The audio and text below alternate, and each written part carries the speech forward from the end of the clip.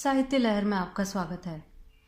आज आप सुनेंगे मालती जोशी जी की कहानी इम्तिहान मेरे सब्र की। कहानी शुरू करने से पहले मेरा आपसे अनुरोध है, अगर आपने चैनल को सब्सक्राइब नहीं किया है तो प्लीज़ सब्सक्राइब कर लें और कहानी पसंद आए तो वीडियो को लाइक और शेयर ज़रूर करें। धन्यवाद। आइए कहानी सुनते हैं। घर लौटते समय उसने सोचा था कि चाय पीकर वह आधा पौना घंटा लेटी रहेगी। बदन थकान से चूर हो रहा था। एक तो रात भर का सफ़र, फिर घर आते ही बस चाय और 2 बिस्कुट खाकर चल पड़ी थी। नहाने के नाम पर 2 लोटे पानी के शरीर पर डालकर उसने कपड़े बदल लिए थे। ज़्यादा कुछ करने के लिए समय ही नहीं था। अब घर जाकर देखेगी, पानी की सुविधा हुई तो फिर से नहा लेगी, तभी ताज़ा दम हो पाएगी। पर उसके घर पहुंचते ही जो ही उसकी गोद में मुंह छिपाकर सुबकने लगी। उसे कपड़े बदलने तक की मोहलत बेटी ने नहीं दी थी। उसकी पीठ पर हाथ फेरते हुए वह बार बार पूछ रही थी, क्या हुआ बेटा? पर जवाब में केवल सिसकियां ही मिल रही थी। क्या हुआ रे? उसने बेजारी से चेतन से पूछा, जो वहीं बैठकर पढ़ रहा था। उसने एक बार माँ की ओर देखा, बुरा सा मुंह बनाया और फिर किताब में आंखें गाड़ दी। वैसे अब यह रोज का ही नाटक हो गया है। जब से शालिनी आई है एक ना एक एपिसोड होता ही रहता है।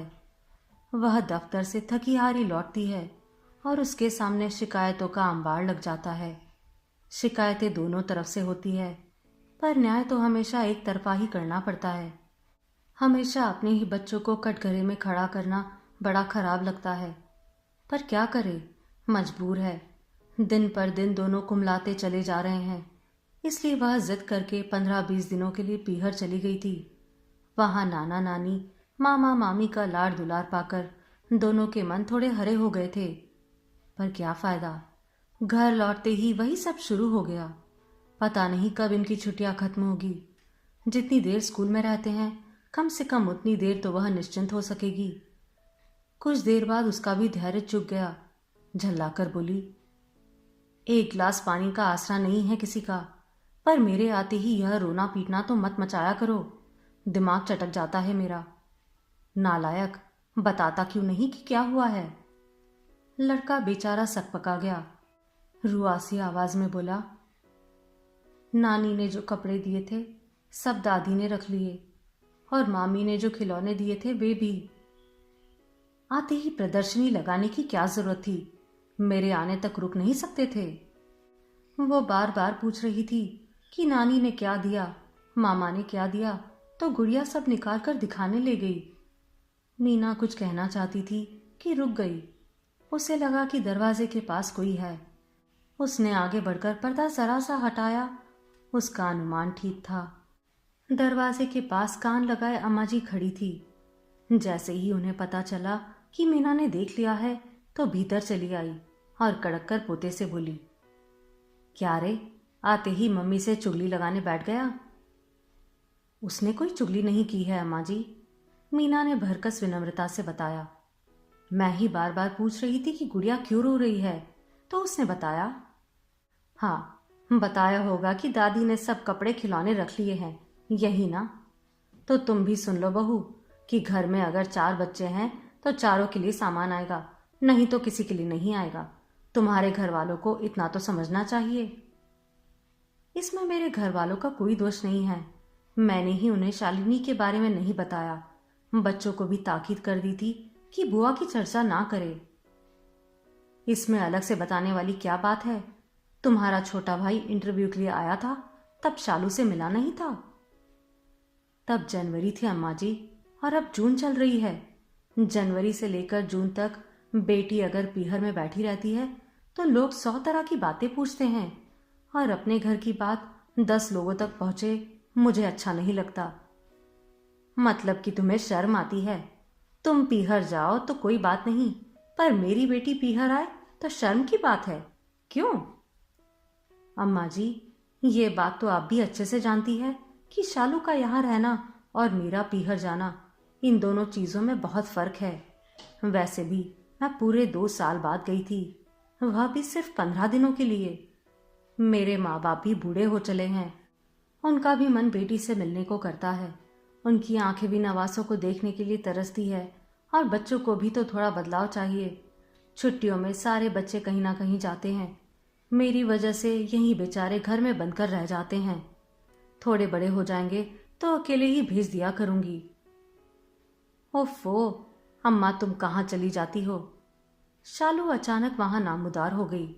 उसने दुपट्टे से सिर को कसकर बांध रखा था।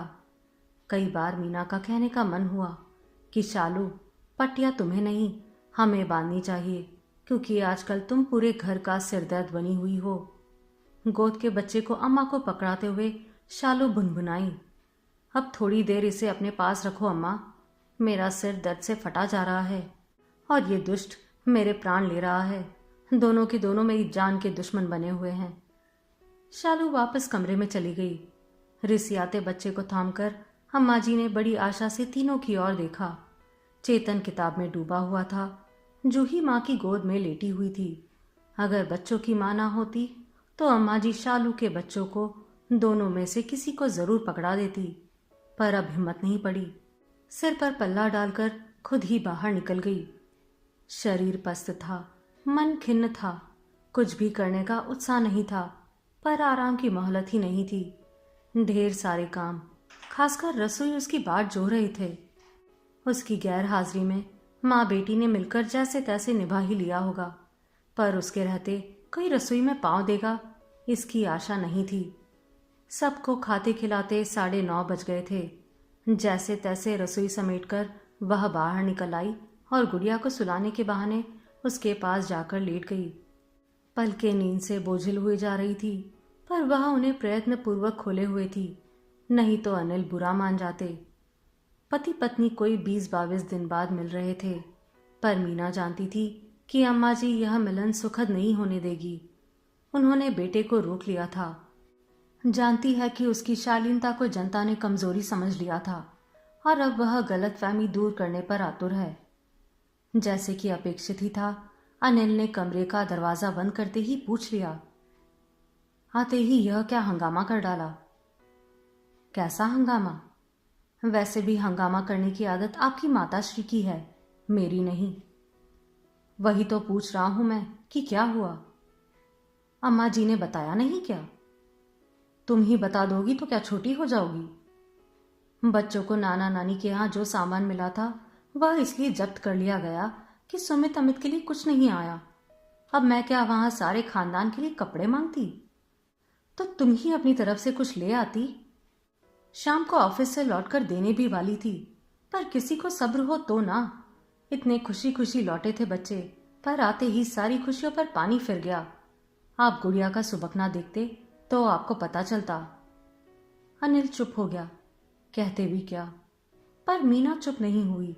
बोली, मेरी और भी 2 बहनें हैं, पर किसी के ससुराल से यह फरमान नहीं आता कि हर बार पूरे खानदान की पहरवानी करनी पड़ेगी।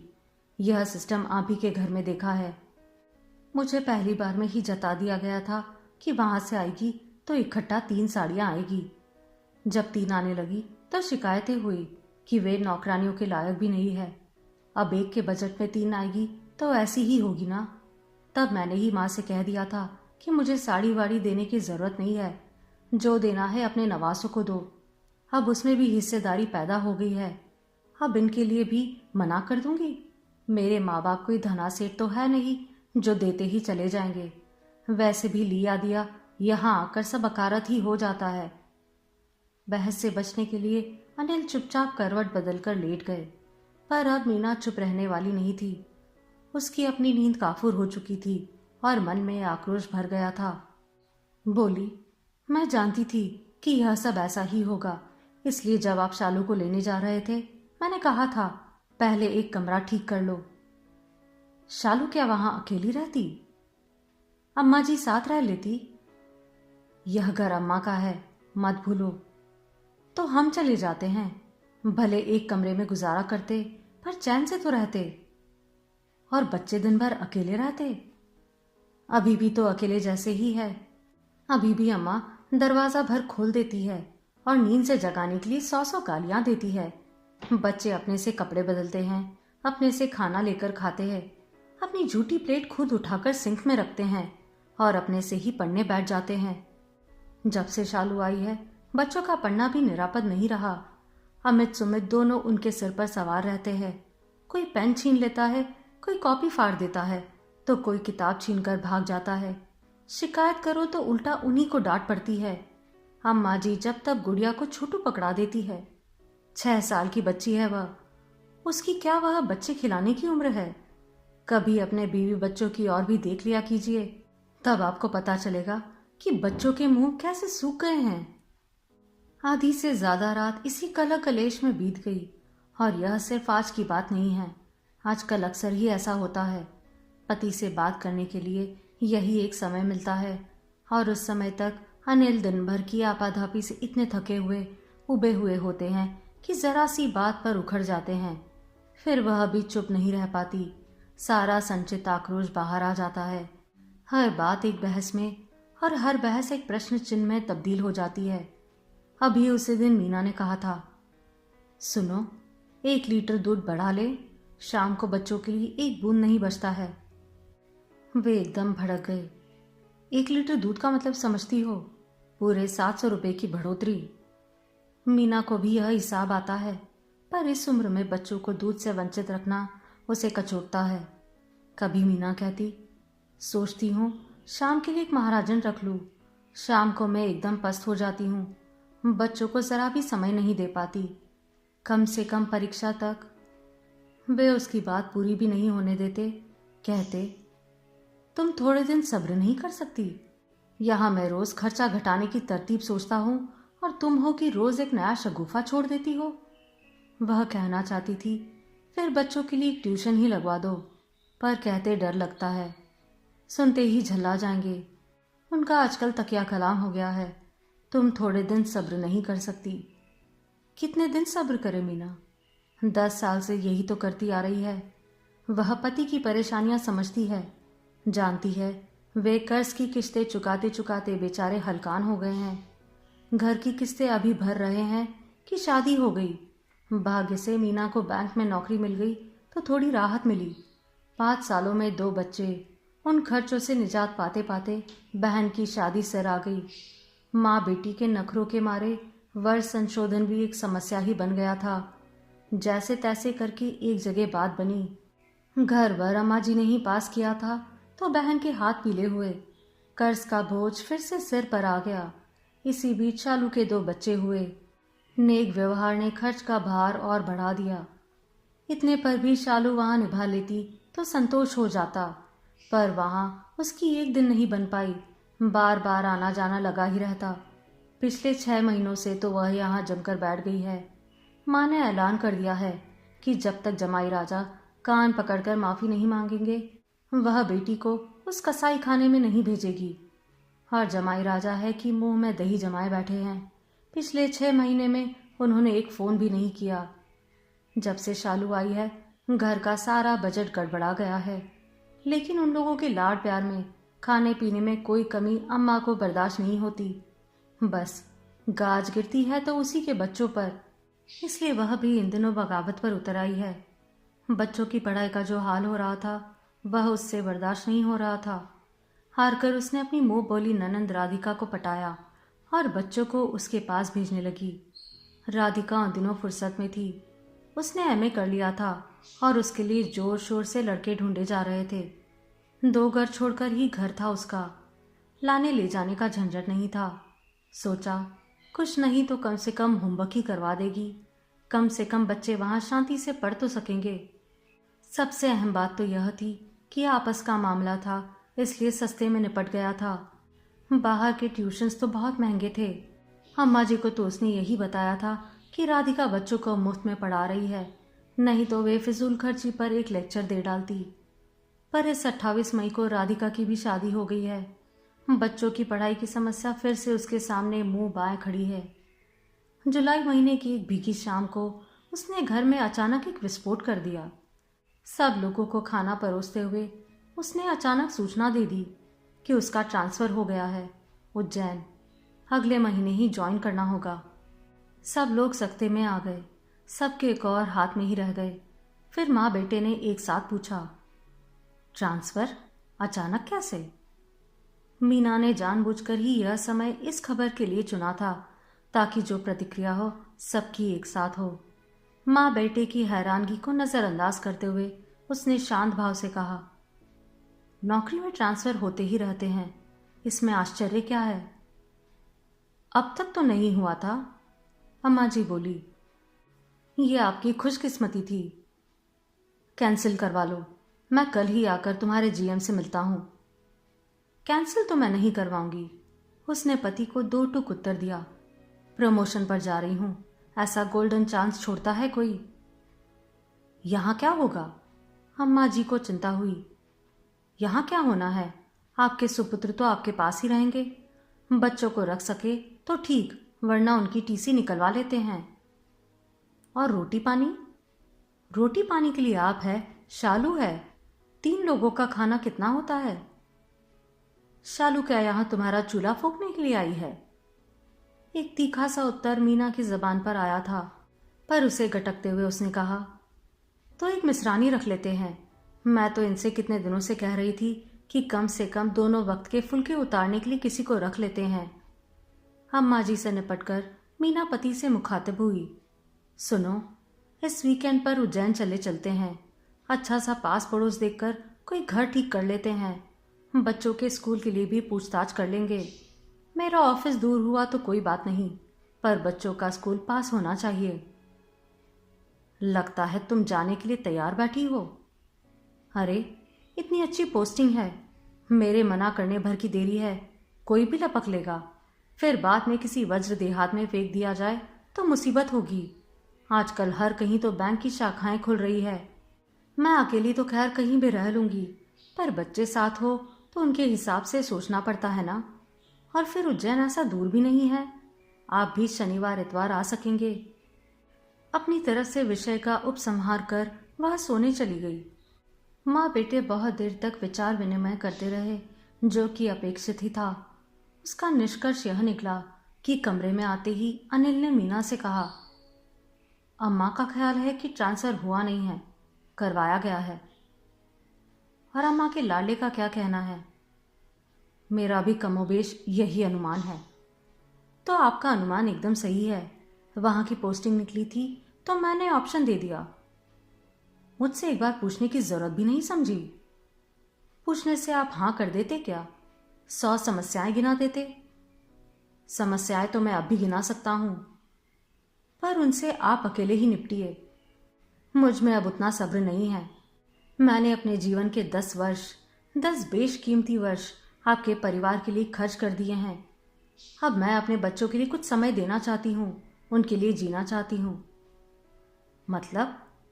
मतलब यह कि पूरे 10 साल तक मैंने अपनी सारी आशाएं, आकांक्षाएं, सारे शौक, सारे अरमान ताक पर रख दिए थे।